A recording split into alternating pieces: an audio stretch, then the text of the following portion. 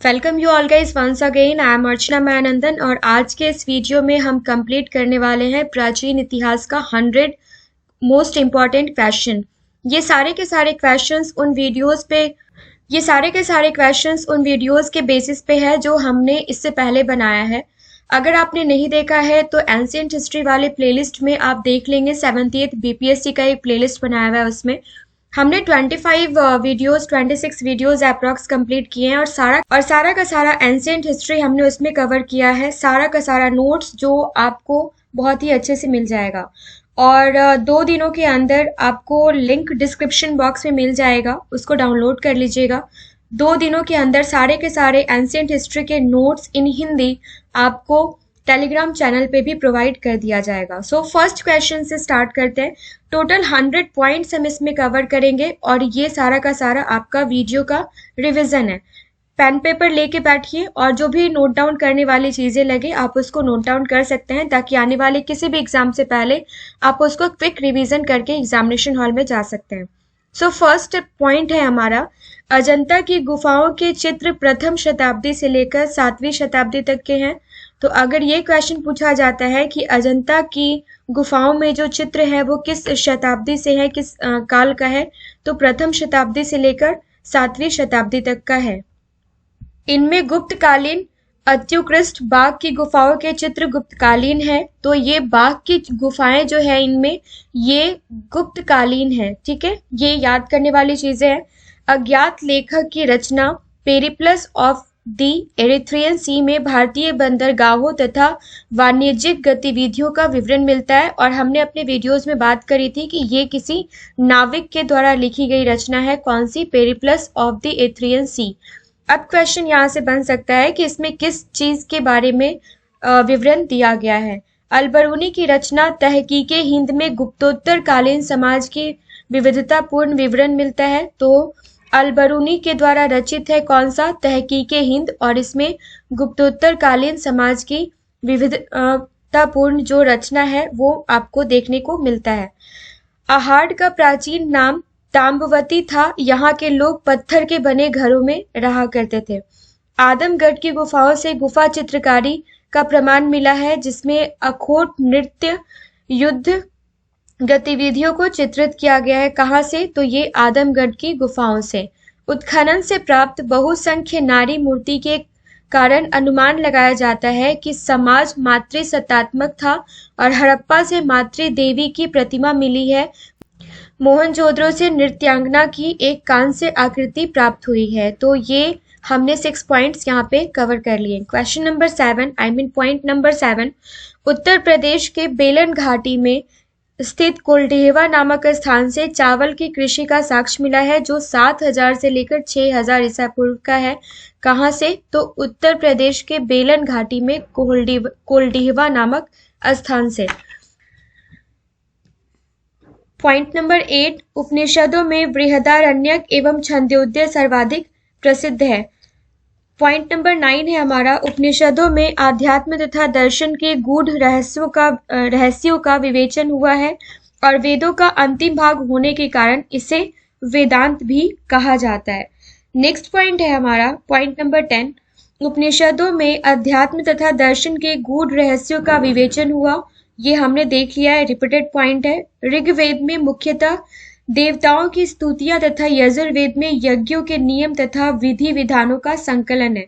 तो अगर पूछा जाए कि ऋग्वेद में क्या है, तो ऋग्वेद में मुख्यतः देवताओं की स्तुतियां हैं और यजुर्वेद में अगर पूछा जाता है तो यज्ञों के नियम तथा विविध विधानों का संकलन इसमें मिलता है, विधि विधानों का संकलन मिलता है। कांसे की नग्न नर्तकी तथा दाढ़ी वाले साधु की मूर्ति कहाँ से प्राप्त हुई है? तो ये मोहनजोदड़ो से प्राप्त हुई है। और कालीबंगा का अर्थ क्या है? तो ये काले रंग की चूड़ियां। कालीबंगा से भूकंप के प्राचीनतम साक्ष्य ऊंट की हड्डियां तथा शल्य चिकित्सा के साक्ष्य भी प्राप्त हुए हैं। कुजुल कडफिसिस ने भारत में तांबे का सिक्का चलवाया था। तो ये पूछा जाता है कि भारत में तांबे का सिक्के का निर्माण या किसने चलवाया था। कुबर वाला बैल तथा श्रृंग युक्त पशु पवित्र पशु थे। गाय का अंकन मुहरों पर नहीं दिखता है किंतु उसकी पवित्रता भी निर्विवाद रूप से रही होगी। कुबर वाला सांड सिंधु घाटी सभ्यता का सबसे प्रिय पशु था। नेक्स्ट है हमारा, घोड़े के अस्तित्व के संकेत मोहनजोदड़ो, लोथल और राना घुंडई एवं सुरकोटदा से प्राप्त होते हैं। और चंदोद्रो एकमात्र पुरास्थल है जहां से वक्राकार ईंटें मिली है। चंदोद्रो से मनके बनाने का कारखाना, बिल्ली का पीछा करता हुआ कुत्ता, सौंदर्य प्रसाधनों में प्रयुक्त लिपस्टिक का साक्ष्य भी प्राप्त हुआ है। 4 वेदों ऋग्वेद, यजुर्वेद, सामवेद एवं अथर्ववेद को सम्मिलित रूप से संहिता कहा जाता है। और चावल की खेती का प्रमाण कहाँ से मिला है? तो ये मिला है लोथल एवं रंगपुर से। चित्रित मृद भांडों का प्रयोग सर्वप्रथम ताम्र पाषाणिक लोगों ने ही किया था। और पॉइंट नंबर 25 है हमारा, जातक ग्रंथों में बुद्ध तथा बोधिसत्वों के जीवन की चर्चा है। कथा वस्तु में बुद्ध के जीवन से संबंधित कथानकों का विवरण मिलता है। तो किसमें? कथा वस्तु में। और जातक ग्रंथों में बुद्ध तथा बोधिसत्वों के जीवन की चर्चा मिलती है। नेक्स्ट पॉइंट है हमारा, जिस समय के मनुष्यों के जीवन की जानकारी का कोई लिखित साक्ष्य नहीं मिलता है उसे क्या कहते हैं? तो उसे प्राक इतिहास या प्रागैतिहासिक काल कहा जाता है। प्राप्त अवशेषों से ही हम उस काल के जीवन को जानते हैं और इस समय उपलब्ध प्रमाण उनके औजार हैं जो प्रायः पत्थरों से निर्मित होते थे। नेक्स्ट देखते हैं, जैन पॉइंट से रिलेटेड है। जैन साहित्य को आगम साहित्य कहा जाता है, आगम कहा जाता है, माफ कीजिएगा। इनकी रचना किस भाषा में हुई थी अगर पूछा जाए तो ये प्राकृत भाषा में हुई थी। पॉइंट नंबर 28, ताम्रपाषाण काल के लोग गेहूं, धान और दाल की खेती करते थे जो नवदा टोली महाराष्ट्र से प्राप्त होता है।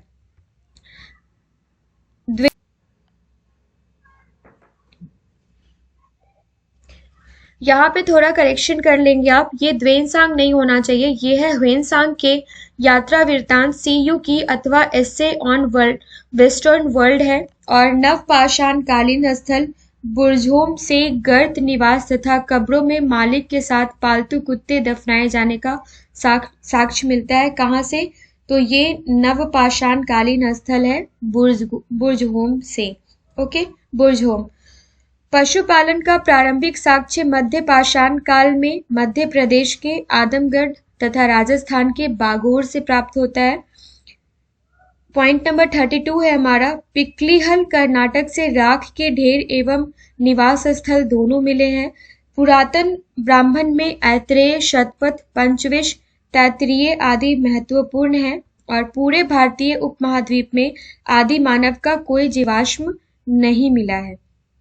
नेक्स्ट पॉइंट नंबर 35 देखते हैं। प्राचीन में नालंदा, वल्लभी व विक्रमशिला शिक्षा के प्रमुख केंद्र थे।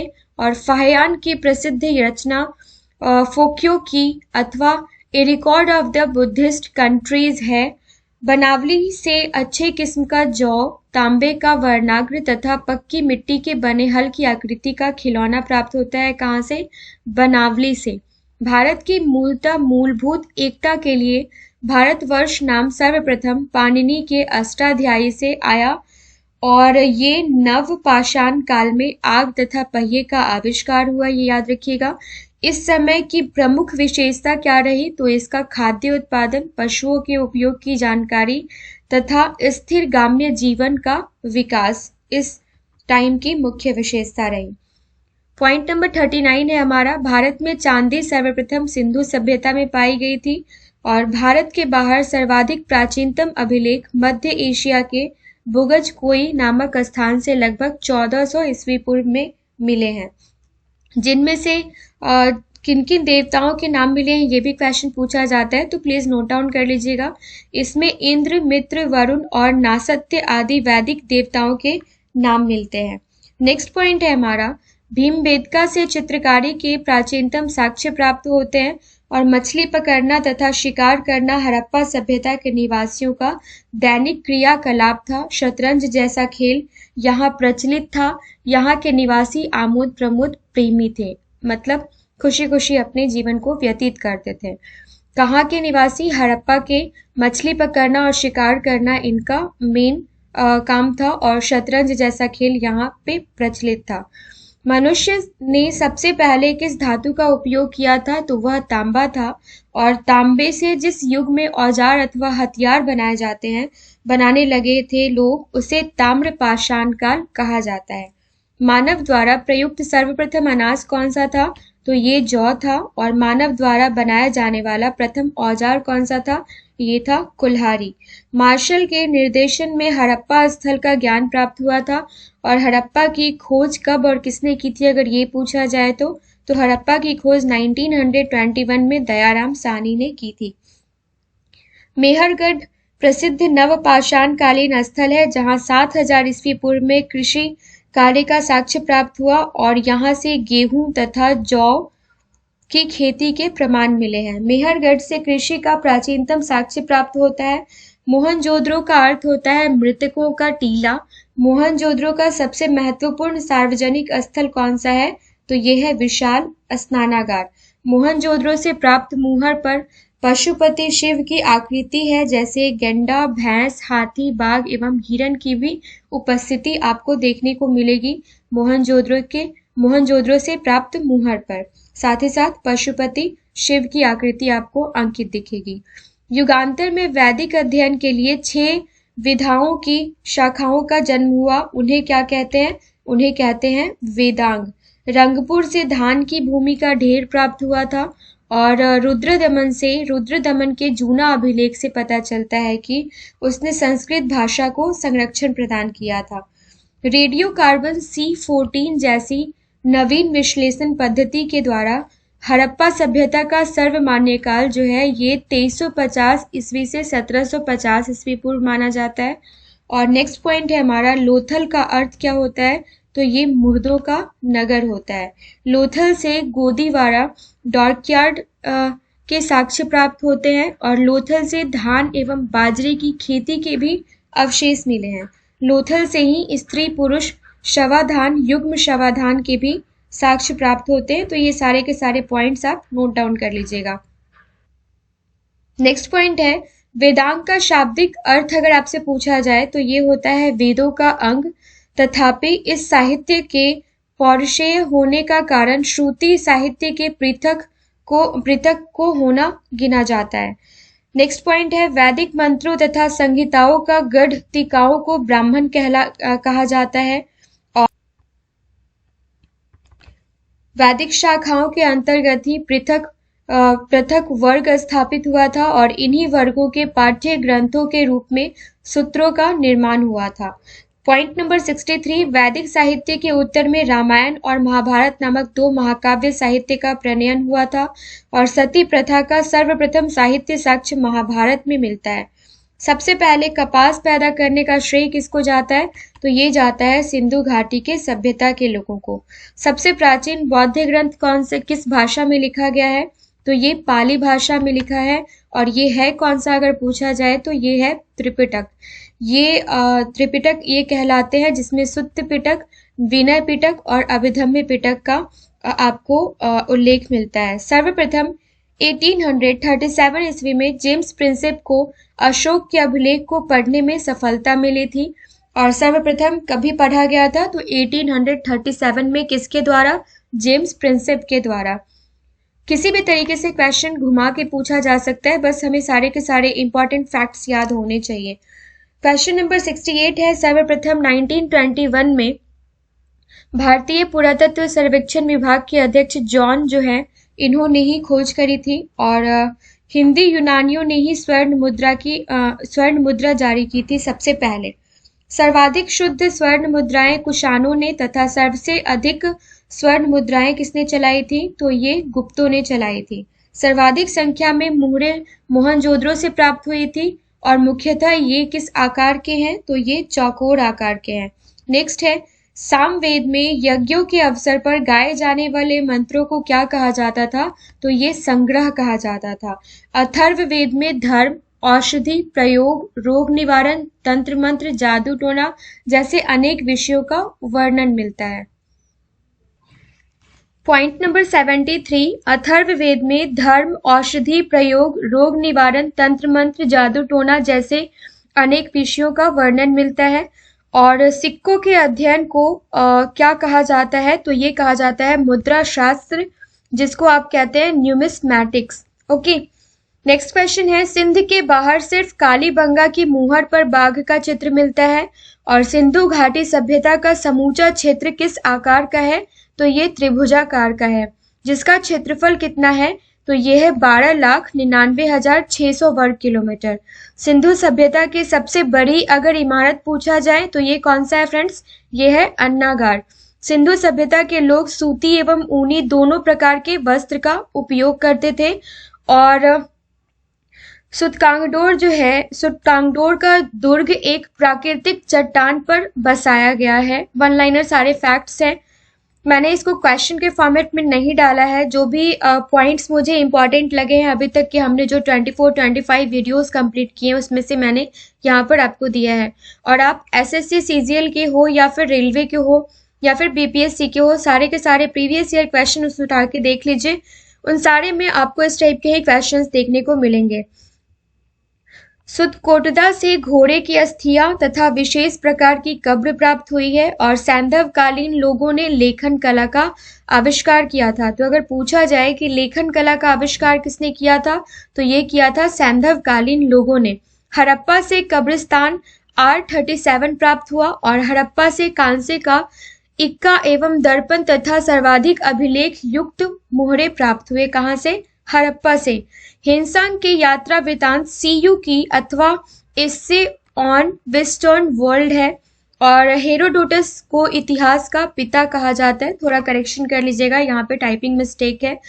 जिनकी प्रसिद्ध पुस्तक कौन सी है? तो हिस्टोरिका। हिस्टोरिका किसकी प्रसिद्ध पुस्तक है? हेरोडोटस की। और इनको क्या कहा जाता है?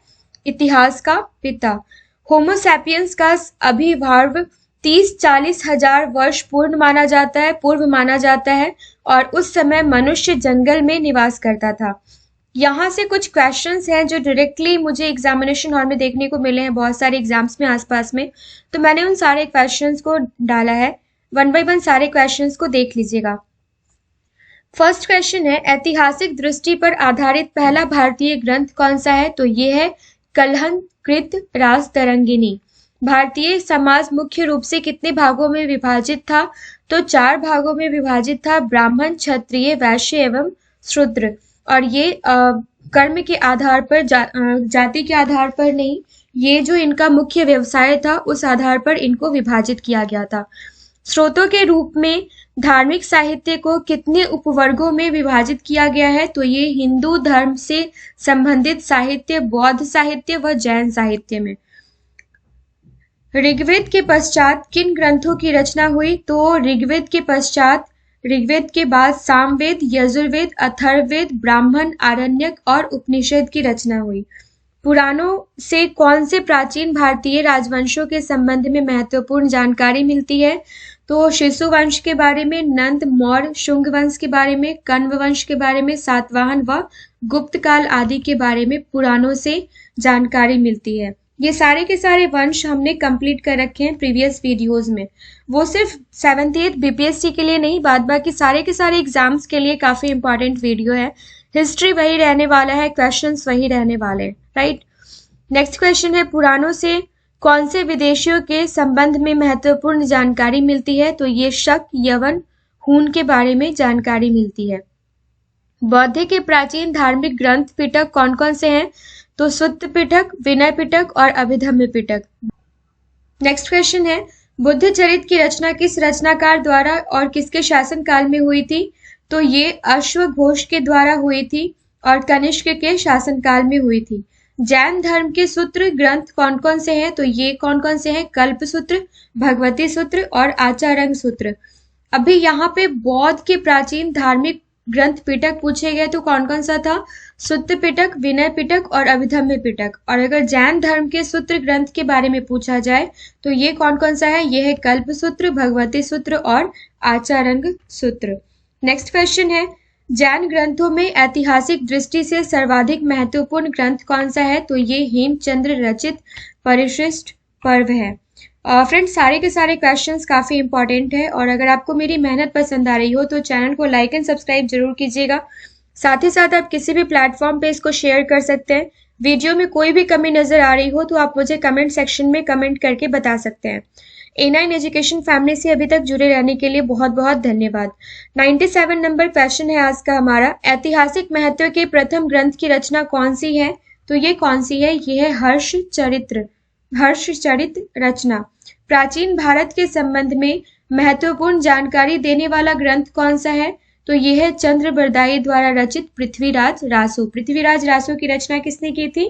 तो ये की थी चंद्रबरदाई ने। नेक्स्ट क्वेश्चन देख लेते हैं, ऐतिहासिक ग्रंथों में महत्वपूर्ण राज तरंगिणी की रचना किसने की थी?